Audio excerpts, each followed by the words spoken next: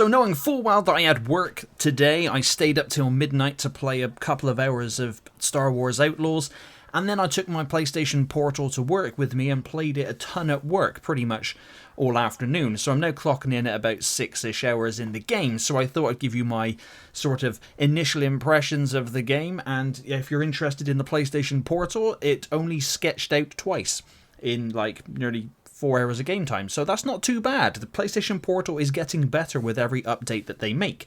However, is Star Wars Outlaws the absolute dumpster fire that people were touting it was going to be? No, absolutely not. I think it's actually quite a good game. It does have some rough edges though, and some jank, which I will talk about. Just because I'm a fan of Star Wars and I would like the look of this game, I'm not going to ignore its shortcomings, because we all have to acknowledge them if we want things to get better. Now, generally, the game does look good. Is it the best graphics game I've ever seen? No. Is it the best in terms of animations that I've ever seen? No. And it doesn't need to be. It is what it is. Now, there are some janky animations with Kay, and sometimes when she's interacting with environments, it sometimes can glitch out. Not all the time, but it sometimes does. And there are other graphical glitches which I find absolutely hilarious when I saw them, like her eyes kept blinking yet remained open at the same time, which was terrifying. But it's not a game changer. It did take me out of it a little bit, but I'm sure it'll get patched, and there are some where the lighting goes a little bit peculiar at times in some certain spots, but that's about it really. And there are some frame drops here and there when you're going on the speeder or you're going through town centres and stuff. It's noticeable. It's not dreadful or anything, but it is definitely noticeable. Now, the Star Wars setting in the game feels great. It does genuinely feel like you are moving around inside of the Star Wars universe, which is really, really awesome. All the characters and all the different alien races, they all look absolutely spot on, and the sound effects as well are all there, and the music is really, really good. Now, Kay's movement, she doesn't feel floaty, it feels more weighted. It plays in no way like Assassin's Creed. The only thing that it could be sort of compared to it is during the stealth sections. Now, stealth is serviceable in this game. It's not... There's a lot of it because Kay is... well, she's a lady in space, basically. I don't want that to be taken as derogatory towards women, of course not. But if a great big massive Rhodian or some other alien race or humongous man or stormtrooper goes and smashes her in the... if they smashed me in the face, I'd get taken down instantaneously. So she's not a Jedi. She has no force abilities. She has no lightsaber. So she needs to kind of stay out the way as much as possible. And it all works contextually within the story and the character within the game. So if you're not a fan of stealth, you're not going to like the game at all. Now, the crime syndicate stuff is cool. I'm genuinely doing my best to piss off the Pikes. I'm working with the Hutts in Crimson Dawn, and you get the options to be able to screw one over for the other, even during missions. The missions can change, and people will be like, well, I'll tell you what, that thing that I initially asked you to get for this cartel, how about you give it to me and I take it to this other one and we screw them over. So it's pretty cool with that. Of course, I'm only about 6 hours in, so I'm still on the Toshar planet. So I'm still on the first big planet. Well, the first planet you start on is Cantonica, but, you know, we'll get there.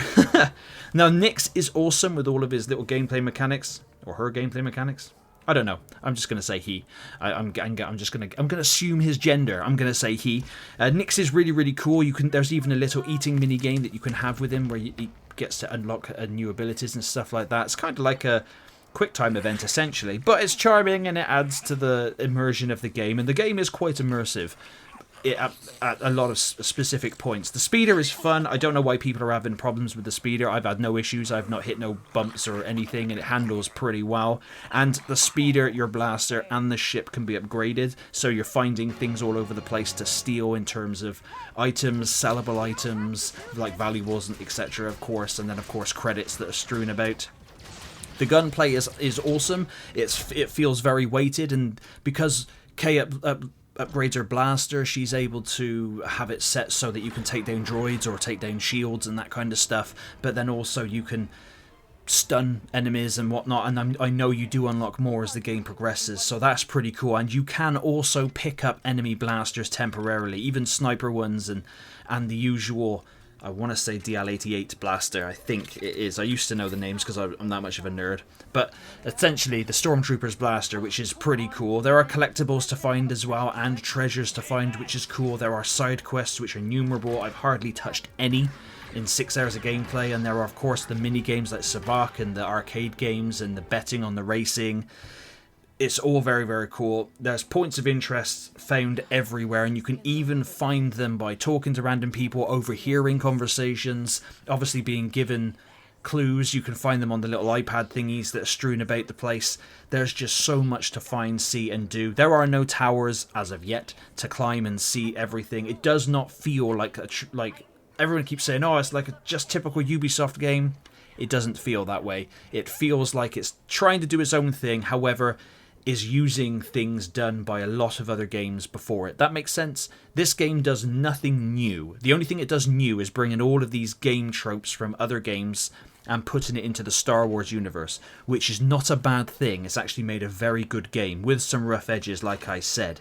Now, the flying out in space with the ship is really cool. I haven't done too much of it yet, but I'm really looking forward to fixing the hyperdrive, because the hyperdrives in Star Wars are always broken for some reason, and then going off out into outer space. And the dialogue and voice acting so far is pretty good, and Kay Vess as a character I genuinely like. She's not a Mary Sue. She is definitely a screw up. She hasn't got a clue what she's doing. She's in over her head and she screws up all the time, and it just all works together. She's trying to get her way through, get enough credits to get away from everything, and her backstory is unveiled through flashbacks, which for the most part at the minute are just cutscenes, thankfully. Now, the AI isn't the best for the enemies and some other of the NPCs about. Sometimes they do go a little bit weird, crazy, and do a circle. It's not the worst AI I've ever seen, but it's not Red Dead 2 level of AI either, and you will get absolutely savaged outside of cover if you're taking on the Empire. They will obliterate you very, very quickly, and that's just on normal mode. I know, right? Shocking, I'm playing a game on normal mode and not on easy. But I thought I'd put it on normal mode just to give myself a bit of a challenge, but you will get, like I said, you will get absolutely savaged straight in the face. Now, is Star Wars Outlaws the best Star Wars game I've ever played? No. But it's definitely up there within the top 10, and there has been a lot of Star Wars games, as we all know, and not all of them good. It's different from Jedi Survivor and Fallen Order in a good way. Jedi Survivor and Fallen Order are faster-paced games, more combat-orientated. Star Wars Outlaws is more exploration-orientated and utilises different mechanics, and of course you're not a Force user. So I'm really enjoying Star Wars Outlaws, and I can't wait to continue playing it throughout the week. Of course, I will give my final verdict once I've completed the game, which should be roughly around the weekend. I'm not going to rush the game whatsoever. But is it worth picking up at full price? If you are a Star Wars fan and you can sort of bypass some slight jank, then yeah, sure, definitely. Like I said, it's not doing anything. It's not trying to be the best game in the world.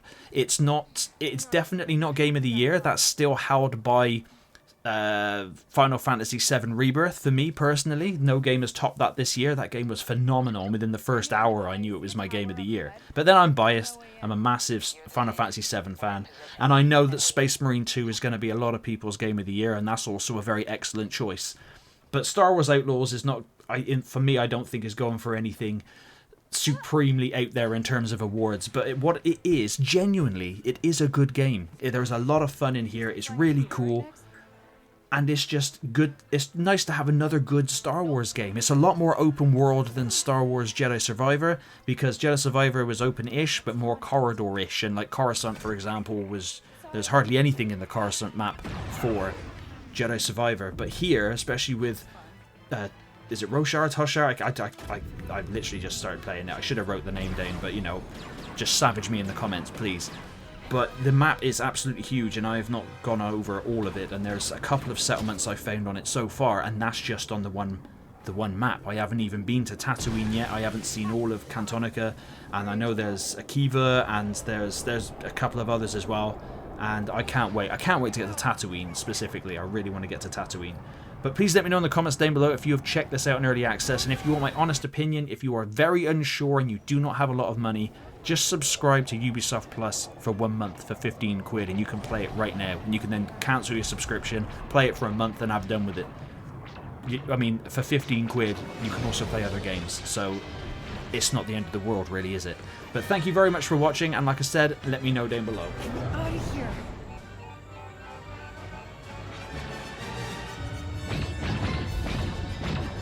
No. Work, you piece of scrag. Toshara. I'll take anywhere.